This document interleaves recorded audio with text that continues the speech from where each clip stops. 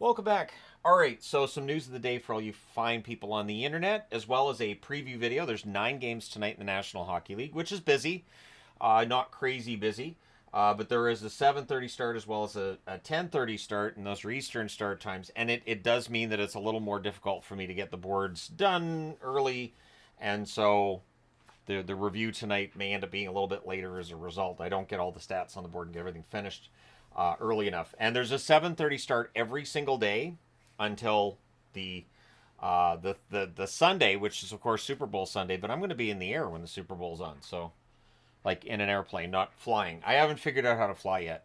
If you read Hitchhiker's Guide to the Galaxy, it's simple. You just fall and miss the ground. That's it. That's all you have to do to fly. It just makes it sound so simple. All right. To start with the news, Halverson, the goaltender that was signed by Tampa, he is on waivers. And I'm wearing this Tampa jersey because last time I wore it, I saw comments about it. Did they actually wear that monstrosity? Absolutely, they did. It's gorgeous. But yeah, Halverson on waivers. So they signed him very recently. I would think he clears, ends up down in the AHL. Sidney Crosby. So with Four Nations, very, very close. I'm still going to say I don't think he ends up playing. He skates today, as in he skated before practice. But he's still being evaluated for an upper body injury, and he was not at practice. So I don't see how a player who's not at practice on Thursday with their team is in an intense international tournament next week. I don't see that. But it's going to require sitting down and talking to the player, of course. And Crosby, if he can play, he'll play. But if you're the Penguins, you don't want to see him playing injured and risk further injury during said tournament. Toronto gets the expected players back tonight. Stolars and Marner are both returning to the lineup for Toronto. It's been a while since Stolars played, so good for him. I've been really impressed by Stolars for years now. And so with Toronto in Seattle tonight, Stolars will be there and dressed either as backup or starter. I haven't seen who's starting as of yet. So Connor Bedard, it's so weird to me where when Bedard's playing well, you don't hear much about him, and when he's struggling, and he's struggling with puck control, no question about that, and the coach admits that that's the part of his game that they're working on, is the puck control side of it. But Bedard's saying he doesn't care about the criticism of his play. He doesn't care about people being upset about certain plays. It's not, he doesn't read any of it. I don't know if I buy that. And because players will always say, well, I don't read that. But I mean, they hear about it because odds are somebody's telling them. And I do think that the Bedard criticism is overblown a bit. The team around him, it needs improvement. Basically, if he was playing, let's say that the Rangers had got Bedard instead, I think we'd be having a completely different discussion. If the Oilers had somehow got Bedard, we'd probably be having a very different discussion. Chicago being in the midst of this rebuild where they did a full teardown, I don't think that necessarily helped Bedard. So I think there's definitely some growing pains there, but he has 15 goals, 46 points in 53 games. If this is the worst he's ever going to play, he'll probably be fine. One thing for Chicago fans too, though, and this is an update that I think we kind of expected. Dickinson, it's a high ankle sprain for him, so he's going to be out for a while. He got hurt last night in that game against the Oilers. Bedard did take a couple of penalties back to back. He is having issues with the puck, but he's a young player. Not everybody comes in and has it all figured out right away. So Bedard's still figuring things out. San Jose. So the first goaltender off the ice at practice today was Vanacek. So it looks like Vanacek's going to be getting the start against the Canucks tonight. It'll be Vanacek's first start in a while. Of course, Askarov's been sent back down to the American Hockey League. And yeah, it'll be interesting to see how that game between Vancouver and San Jose goes. Vancouver's been playing better, but San Jose, every now and then, they'll pull out a really good game. But Vanacek, it looks like we'll be getting the start for them tonight. Nico Hischier, officially placed on injured reserve by New Jersey, allows them to recall Nemitz. So Nemitz is back up. I would imagine he probably plays tonight as well. New Jersey's going to miss Hischier. That's an understatement. And we'll see how they navigate things without Nico Hischier in their lineup.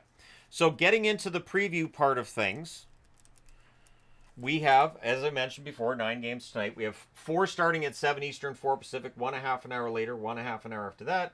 Then you've got 1 6 o'clock start, my time, 9 o'clock Eastern, 1 an hour later, and then the infamous 7:30 start Pacific, 10:30 start Eastern. So starting at 7 Eastern, 4 Pacific, Ottawa for the second game in a row is playing in Tampa. Tampa won the first matchup, so we'll see what happens tonight. Ottawa 29-21-4 overall. They're 7-3 in their last 10. Tampa 28-20-4. They're 5-4-1 in their last 10. And Tampa Bay knows what's on the line this week. 4 games this week, all of them against division rivals, and so they have direct control over where they're going to be in the divisional standings, and we'll see if they can win a second in a row against Ottawa. That was a tough game, hotly contested at points, so should make for an entertaining game tonight. 7 Eastern, 4 Pacific start between Vegas and New Jersey. Both teams that want to be playing a little better than they have been recently. Vegas 31-17-6 overall. They're 2-5-3 in their last 10 games. The New Jersey Devils 30-19-6 overall. They're 4-4-2 in their last 10 games. New Jersey at home has had their struggles too, but Vegas has a hard time against the East. So do not be all that surprised if New Jersey wins this, and if the narrative continues to be one of, so what's going on with Vegas? What's the problem in Vegas? I think their schedule hasn't done them favors in that they're against teams that they do tend to have their struggles against, and so I do still expect Vegas to be better. We're going to get that 2-week break. After the 2-week break, it's kind of like a reset for everybody.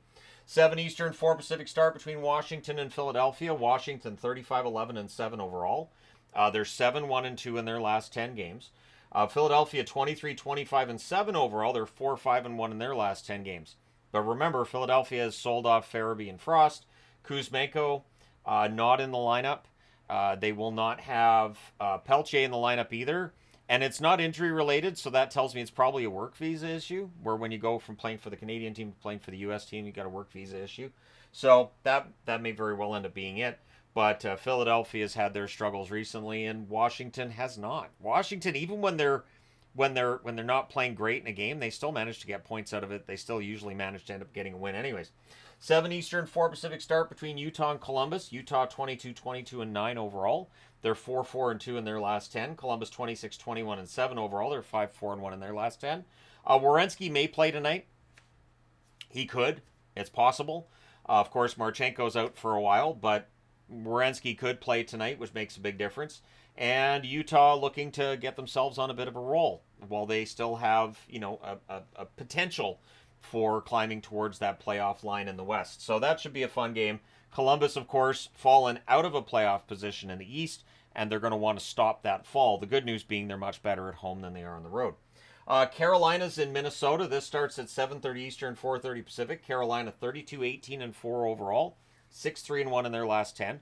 They have lost 3 in a row, sure. I still think they're fine. Minnesota 31-19-4 overall. They're 4-6 in their last 10. There was a comment made too. I was talking about Minnesota struggling at one point. I saw a Wild fan say they're not struggling. They haven't had a 10-game stretch where they've been below 5-5. And I thought to myself, ooh, I didn't answer, but I thought, ooh, what? Don't do that.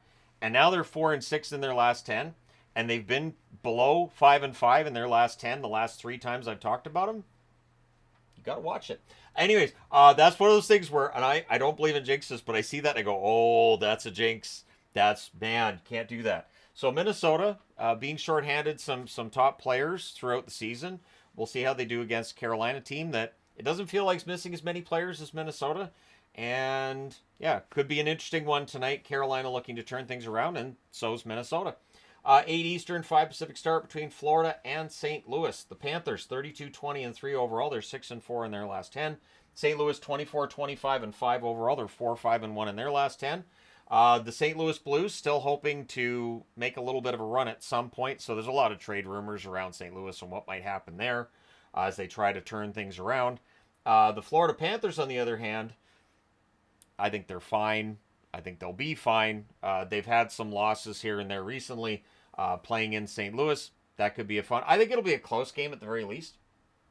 I know that's kind of a cop-out. Most games are close anyways, right? But yeah, I think St. Louis will bring their A game because it's Florida. It's the Stanley Cup champions. That's one thing that Florida's facing this year that they wouldn't have faced before. Players, teams get up for playing against the defending Stanley Cup champions, maybe a little bit differently and a little bit more than they do against others. 9 Eastern, 6 Pacific start. Colorado in Calgary against the Flames. The Avalanche 31-22-2 overall. They're 4-5-1 in their last 10. Calgary 26-20-7 overall. They're 5-5 in their last 10. Calgary winning enough games to absolutely be in the hunt for that playoff spot that they currently occupy. So they're playing well enough to justify having it, is what I'm saying. Colorado, on the other hand, has had their struggles. Coming off that shutout loss against the Vancouver Canucks. It should have been their second shutout loss against Vancouver this season, but they had to score in the final minute of the other time that took place. So yeah, this game may end up being a bit of a surprise to people if Calgary pulls off a victory. But I think Calgary right now is playing well enough that that could be a possibility. 10 Eastern, 7 Pacific start between Toronto and Seattle. And also, Calgary needs to bounce back from that loss against Toronto. Now, Toronto in Seattle, coming off that win against Calgary. 32-19-2 record for Toronto. They're 5-5 in their last 10. So keep this in mind, too, with, like, the power rankings discussions. This team's not playing all that well. Why are they where they are?